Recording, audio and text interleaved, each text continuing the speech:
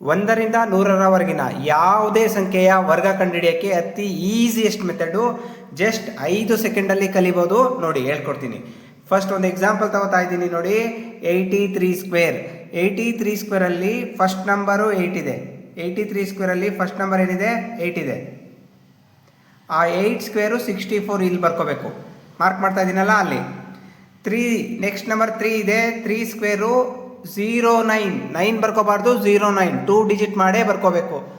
Next 8 3 2 ಈ ಮೂರು number multiply ಮಾಡಿ. 8 3 24, 24 2 48.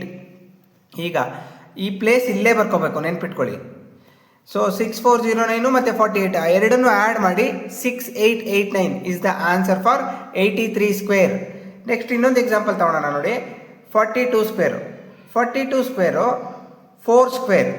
ಫಸ್ಟ್ ಡಿಜಿಟ್ 4 ಇದೆ. 4 ಸ್ಕ್ವೇರ್ ಅಂದರೆ 16. ನೆಕ್ಸ್ಟ್ ಡಿಜಿಟು 2 ಇದೆ. 2 ಸ್ಕ್ವೇರ್ ಅಂತಂದರೆ 04. 4 ಬರ್ಕೋಬಾರ್ದು, 04 ಬರ್ಕೋಬೇಕು. ನೆಕ್ಸ್ಟು 4 2 2 ಮಲ್ಟಿಪ್ಲೈ ಮಾಡೋಣ. 4 2 8, 8 2 16. ಈಗ 1604 ಮತ್ತು 16 ಆ್ಯಡ್ ಮಾಡಿದ್ರೆ 1764. ಈಗ ನೀವು ಟ್ರೈ ಮಾಡಿ, 74 ಸ್ಕ್ವೇರ್ನ ನೀವು ಟ್ರೈ ಮಾಡಿ, ಆನ್ಸರ್ನ ಕಮೆಂಟ್ ಮಾಡಿ.